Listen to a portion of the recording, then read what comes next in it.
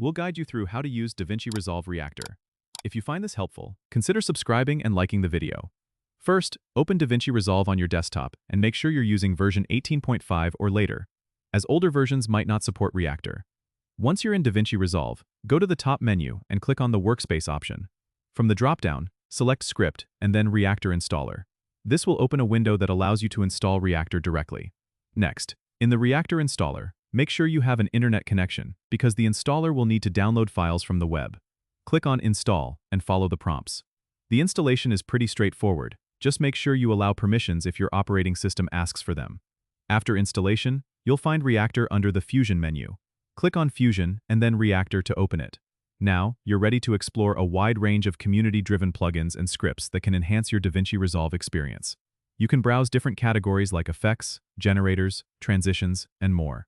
To install a plugin, just click on it and press Install. It's that simple. Once installed, you can find these plugins in their respective areas in DaVinci Resolve, such as the Effects library or the Fusion page. Remember, Reactor is a powerful tool that can significantly expand the capabilities of DaVinci Resolve, so take some time to explore and see what works best for your projects. Don't forget to subscribe and comment if this helped you out.